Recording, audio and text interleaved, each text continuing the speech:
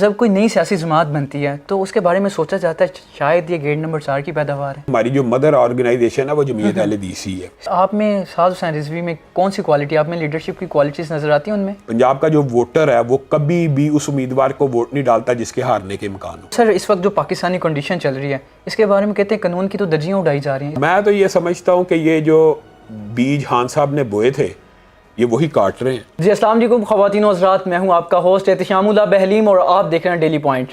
آج ہمارے ساتھ ایک ایسی شخصیت موجود ہے جن کا تعارف کسی الفاظ کا محتاج نہیں. حافظ بھی ہیں، عالم بھی ہیں، 4 MA کی عورتوں اور لائر بھی ہیں. ان کے والد جب بھی پاکستان میں دین کی خدمات کی بات ہوگی تو ان کے آباء و اجداد کا تذکرہ ہمیشہ ضرور ہوگا. شہید ملت ان کے والد کا انہیں مقام ملا ہے تو بالکل میری مراد ہشام الہی ظہیر صاحب. اچھا سر، آپ نے 4 MA بھی کیے، اس کے بعد پھر لائر بھی بن گئے، LLB بھی کر لیا، پولیٹیکل سائنس کے اسٹوڈنٹ بھی ہیں، اور اس کے بعد سر پھر آپ نے حافظ بھی، عالم بھی، اتنا سب کچھ کر لیا، تو یہ کیسے ممکن ہے؟ میں یہ سمجھتا ہوں کہ یہ اللہ تعالیٰ کی عطا اور دین ہے، اور کچھ ہمارے گھر کا جو دینی ماحول تھا. ظاہر ہے دینی تعلیم تو آپ یہ سمجھیں کہ گھر کی آغوش سے پہلی تربیت گاہ تو والدین ہی تھے. دینی تربیت کا رجحان ادھر سے ہی بڑا، پھر اس لیے دینی تعلیم حاصل کی. وہ ایک لمبی چوڑی ہے، تفصیلی بات ہو جائے گی. حفظ کیا، دین کی تعلیم حاصل کی، مدینہ یونیورسٹی چلا گیا، 5 MA کیے، اور اس کے بعد میں نے LLB بھی کیا، اور الحمدللہ یہ سارے MA جو ہیں یہ پنجاب یونیورسٹی سے ہیں. اچھا سر، آپ کے والد صاحب ایک بڑا نام ہے، جب بھی کوئی تذکرہ ہوگا ان کے نام کے بغیر تو بالکل ناممکن ہے. تو سر انہوں نے تحریک استقلال میں وہ بہت ٹائم دیا، جس وقت وہ تھے اس وقت 1972 میں وہ پاکستان کی دوسری پاپولر جماعت ہوا کرتی تھی. اس کے بعد پھر ہم نے دیکھا انہوں نے جماعت اہل حدیث بنا لی، جمعیت اہل حدیث. اور تیسرے نمبر پر سر اب آپ ایک نیا رخ دے رہے ہیں، دفاع اسلام و پاکستان بنا رہے ہیں. تو سر کیا اس کا کوئی ڈیفرنس ہوگا؟ کیا اس کا لب لباب کیا ہے اس جماعت کا؟ بنیادی طور پہ والد صاحب نے جو تحریک استقلال میں جو شمولیت کی تھی اس کی بھی وہی وجوہات تھیں جو میں سمجھتا ہوں کہ میری تحریک بنانے کی ہیں. تو والد صاحب نے الحمدللہ اس کے جنرل سیکرٹری بھی رہے، اس وقت پاکستان کی دوسری پاپولر جیسے آپ نے کہا جماعت بھی تھی، لیکن بالآخر وہ جمعیت اہل حدیث بھی انہوں نے بنائی. تو میں نے جو تحریک دفاع اسلام و پاکستان بنائی ہے، آپ یہ سمجھ لیں کہ ہماری جو مدر آرگنائزیشن ہے وہ جمعیت اہل حدیث ہی ہے. صحیح ہے. اور میں یہ سمجھتا تھا ذاتی طور کے اوپر کہ جو ہمارے سیاسی ڈفرینسز ہیں کچھ ہماری اپنی قیادتوں کے ساتھ، تو ان کو ڈسٹرب کیے بغیر لوگوں کی جو میرے سے محبت ہے، بنیادی طور پہ آپ یہ دیکھیں، مثال دے رہا ہوں کہ میں تحدیث نعمت کے طور پہ اس میں اللہ ہی کا شکر ہے کہ ٹویٹر کے اوپر ہمارے مسلک کے اندر سب سے زیادہ فالورز میرے ہیں. جب کوئی نئی سیاسی جماعت بنتی ہے تو اس کے بارے میں سوچا جاتا ہے شاید یہ گیٹ نمبر 4 کی پیداوار ہے. کیا آپ کے بارے میں بھی سوچا جاتا ہے؟ یہ بعض لوگوں کا یہ خیال ہوتا ہے کہ جماعتیں صرف گیٹ نمبر 4 سے پیدا ہوتی ہیں. اس بات میں کسی حد تک صداقت ہوتی ہے. اکثر آپ جماعتوں کو دیکھتے ہیں کہ ادھر کی پیداوار ہے، لیکن میرا خیال یہ ہے کہ مذہبی جماعتیں سب سے کم ایسی ہوں گی جن کے اوپر یہ ایلیگیشن لگتا ہے کہ وہ وہاں کی پیداوار ہے. وجہ اس کی سن لیں. مثال دے رہا ہوں، میرے والد صاحب ہیں، ساری زندگی اینٹی اسٹیبلشمنٹ سیاست کی ہے. اس دور میں مولانا فضل الرحمان اور میرے والد صاحب اینٹی ضیاء الحق تھے، تو گیٹ نمبر 4 کی پیداوار کیسے ہو سکتا ہے؟ میری جب تحریک کا، یا آپ سمجھ لیں پاپولیرٹی کا سمجھ لیں، میں نے یہ جو پچھلا آمریت کا جس کو میں دور کہتا ہوں، خان صاحب کا دور، وہ پورا ہم نے پرچوں میں، مصیبتوں میں مذہبی طبقے نے گزارا ہے. پورے میں اپنی بات نہیں کرتا، میرے پہ تو شاید خان صاحب کا ہاتھ کچھ ہلکا تھا کہ ہمارے پرانے کچھ تعلقات تھے، لیکن پاکستان کا ہاتھ ہلکا نہیں تھا ان کے خلاف. تو پھر آپ نے تو یہ بھی کہا کہ کوئی مولوی پسند نہیں کرتا خان کو. میں تو یہ سمجھتا ہوں کہ اجماع امت ہے خان صاحب کے خلاف، علماء سارے متفق رہے ہیں. اس کی وجہ میں بیان کر رہا ہوں اب، کیونکہ خان صاحب نے مذہبی طبقے کو بڑا پیسا ہے، اور خان صاحب نے اس طبقے کو کہا میڈیا کے اوپر، آسیہ ملونہ کی رہائی کے وقت کریڈٹ لیا پہلے بار کے میڈیا کے، میں نے چھوڑا ہے، اور پھر کہا ایک چھوٹا سا طبقہ میرے خلاف احتجاج کر رہا ہے. تو انہوں نے مسلمانوں کے جذبات کے ساتھ کھیلا. ایک واقعہ نہیں، یہ متعدد واقعات ہے، اور پورے پاکستان کے کسی بھی، میں اپنی بات نہیں کرتا، چلیں بعض لوگ کہتے ہیں کہ یار ان کا کوئی پرسنل، میرا ان کے ساتھ کیا پرسنل معاملہ ہونا ہے. ہماری تو ایک دور میں بڑی دوستی بھی رہی ہے، گپ شپ بھی رہی ہے، لیکن پاکستان کے کسی مذہبی رہنما سے جو تحریکی ہو، جو میدان میں کام کرتا ہو، پوچھ لیں. اس کے اوپر خان صاحب کے دور میں پرچے ہوئے ہیں، مقدمے ہوئے ہیں، سنب کیا گیا، مسجدوں کے اکاؤنٹ بند ہوئے ہیں، مدارس کے اکاؤنٹ بند ہوئے ہیں. کس آڑ میں؟ FATF کی آڑ میں. سر آپ کہتے ہیں کہ عمران خان کے ساتھ کوئی مولوی نہیں ہے طبقہ، تو ہم نے دیکھا مولانا طارق جمیل صاحب بھی ساتھ ہمیں، اور اس کے بعد وہ مولانا ایک ہے سلطان علی باہو، وہ خان صاحب کو بہت پسند کرتے ہیں. اس کے علاوہ شرکپور والے بہت پسند کرتے ہیں. تو آپ نے کیسے کہہ دیا کہ کوئی عالم پسند نہیں کرتا؟ میں آپ کو ایک بات بتا، تو آپ نے جن لوگوں کی مثالیں دی ہیں نا، یہ اکا دکا استثنائی مثالیں تو آپ کو پوری دنیا میں مل ہی جائیں گی. آپ یہ دیکھ لیں کہ دیوبندیوں کی تمام پولیٹیکل پارٹیز کے, آپ سمجھ لیں ان میں سے دیوبندیوں کے اندر جو پولیٹیکل پارٹیز کے سب سے بڑے ہیڈ کون ہیں؟ مولانا فضل الرحمان. اینٹی عمران خان تھے. اہل حدیثوں میں کون ہے؟ یا ابتسام بھائی ہیں, یا ساجد میر صاحب ہے, یا ہم ہیں. اینٹی عمران خان تھے. بریلویوں کے اندر مولانا نورانی کے بیٹے ویس نورانی, خادم رضوی صاحب, خود ان کا بیٹا سعد رضوی. مین سٹریم پولیٹکس کی بات ہوتی ہے, مین سٹریم جتنی اہل حدیثوں کی, بریلویوں کی, دیوبندیوں کی نمائندہ جماعتیں تھیں, ان میں سے بتائیں کوئی ایک بندہ. ہاں کسی عالم دین کا, طارق جمیل صاحب کا, یہ کوئی جماعتی فیصلہ نہیں ہے. یہ بات بھی ایک بندے کے ذاتی پرسنل رائے ہو سکتی ہے, اس طرح کسی ایک گدی والے کی پرسنل رائے ہو سکتی ہے. آپ اس کو اجماع امت کے خلاف نہیں قرار دے سکتے.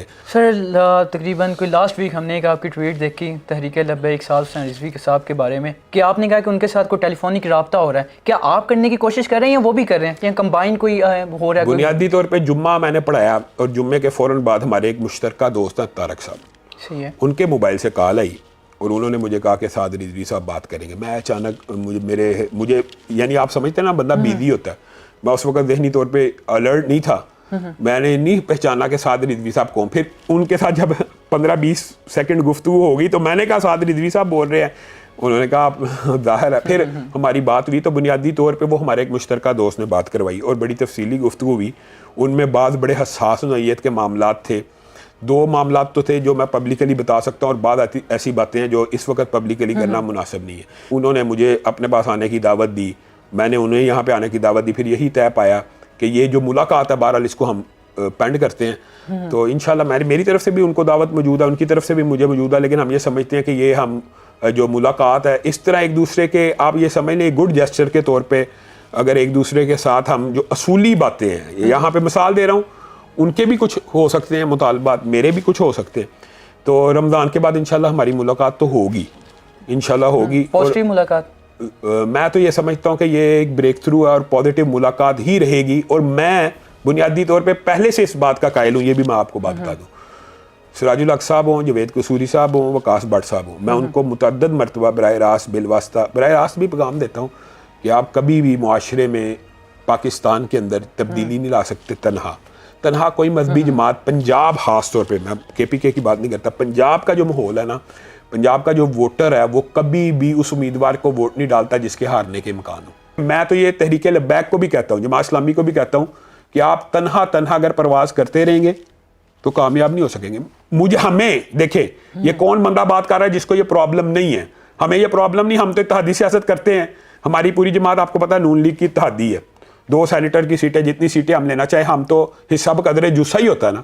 اگر ہم اسلام پسندوں کی ایک کرنے کی بات کرتے تو ہم یہ چاہتے ہیں کہ سیکولر جماعتوں سے جان چھوٹ جائے.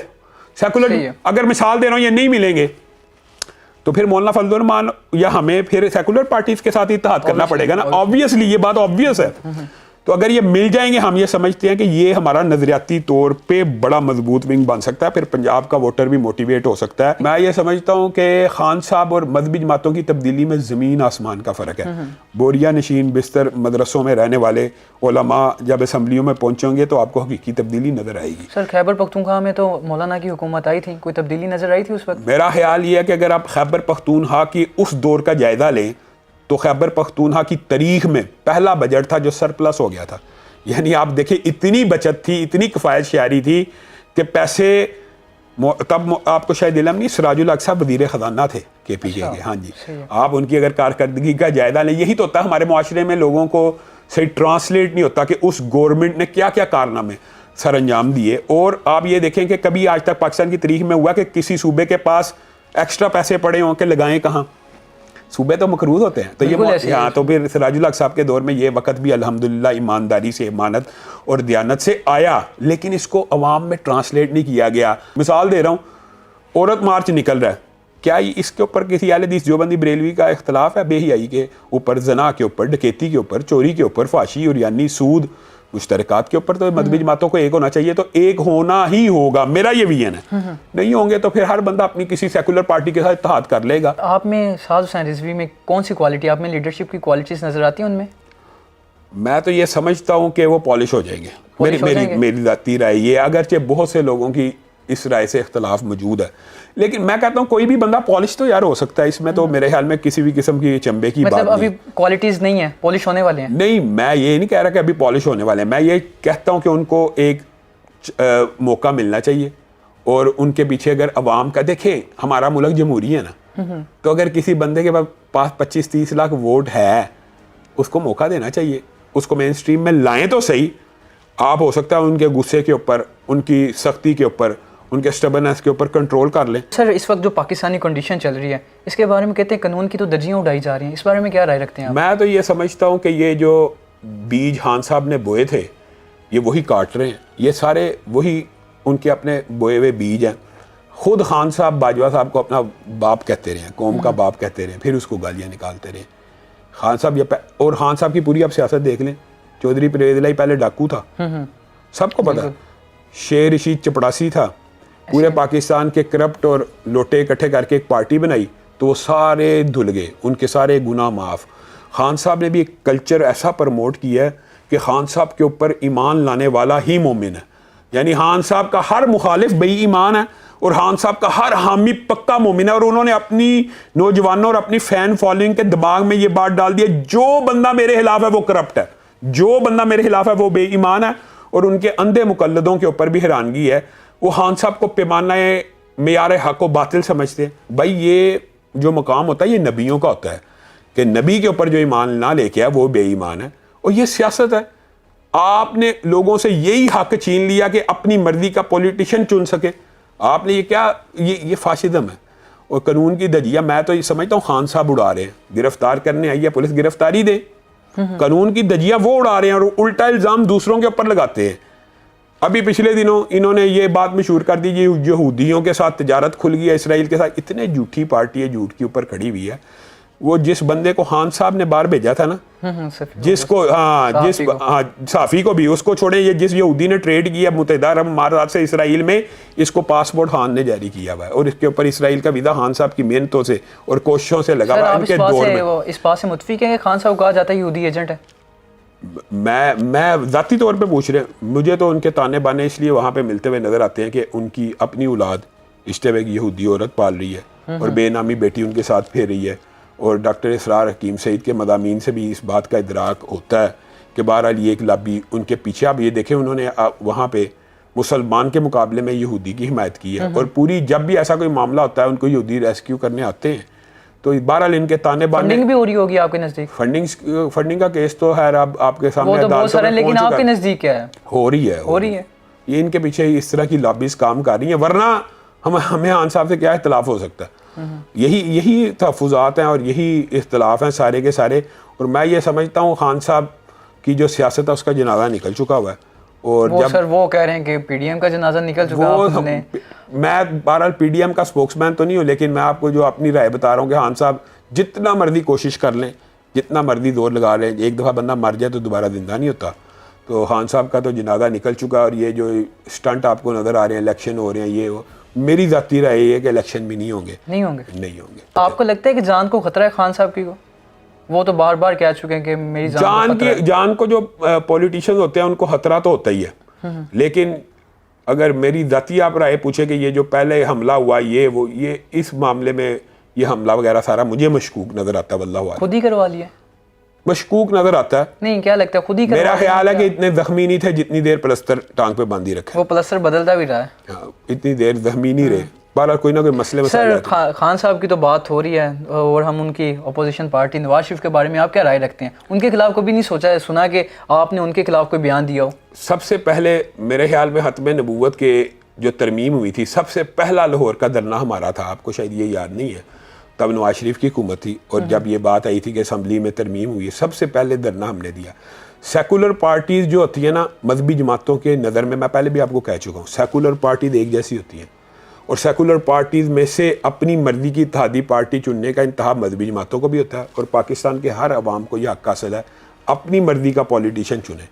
یہ جو فاشزم ہے نا کہ نہیں بس مجھے چننا ہے, یہ اگر نواز شریف صاحب میں بھی ہو, عمران خان صاحب میں بھی ہو تو غلط ہے. یہ بتائیں کہ سر اگر ٹی ایل پی آپ کے ساتھ اتحاد نہیں کرتی, جو اس ہیں بھی مذہبی جماعتیں وہ نہیں کرتی, اگر آپ کے سامنے دو آپشنز ہوں, ایک طرف پاکستان تحریک انصاف اور دوسری طرف پی ایم ایل این ہو, تو آپ کس کو پرورٹی پہ رکھیں گے؟ تو میں اگر مثال دے رہا ہوں مذہبی جماعتوں کا اتحاد ہی نہیں ہے تو ہمارا اتحاد تو پھر نیچرل ہے کہ دائیں بازو نون لیگ مسلم لیگ کے ساتھ ہوگا. وہ تو ظاہری بات ہے, وہ تو آلریڈی اس ٹائم ہماری جماعت کے 2 سینیٹر آپ کو پتا موجود ہیں, تو پھر وہ تو وہ تو اس وقت بھی ہم اتحاد میں ہی ہیں سمجھیں، اگرچہ ہم پی ڈی ایم میں فعال نہیں ہیں، اور یہ ہماری جماعتی پالیسی ہے کہ ہم نے اس مہنگائی کا ساتھ نہیں دینا، یہ جو قیمتیں بڑھی ہیں اس کا، یہ ہماری ایک جماعتی پالیسی ہے کہ ہم پی ڈی ایم میں اس طرح فعال اور متحرک نہیں ہیں، نہ ہم پی ڈی ایم کے دیکھیں اسپوکس مین ہیں.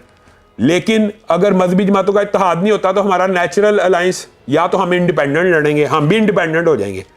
تو اگر اتحاد کرنا ہوگا مسلم لیگ سے ہوگا، ورنہ انڈیپینڈنٹ بھی ہو سکتا ہے، یہ تو جماعت فیصلہ کرے گی. سر تو اب پاکستان کو آپ کس طرف جاتے ہوئے دیکھ رہے ہیں اور اس کے کیا سلوشن ہے؟ میں تو یہ سمجھتا ہوں کہ پاکستان دین کی بنیاد پہ بنا اور دین ہی اس کا سلوشن ہے، اور پاکستان کی جو جا رہا ہے وہ بہرحال بہت زیادہ تشویشناک حالات ہے، لیکن نا امیدی نہیں ہے، انشاءاللہ اللہ بہتری کرے گا. سر بہت شکریہ، آپ نے قیمتی ٹائم دیا. ہمارے ساتھ موجود ہے شامل الہی ظہیر صاحب، جن کا جتنی بھی باتیں کریں گے باتیں کم، ٹائم ختم ہو جائے گا لیکن باتیں ختم نہیں ہوگی. تو اپنے میزبان کو دیجیے اجازت. اللہ حافظ، فی امان اللہ.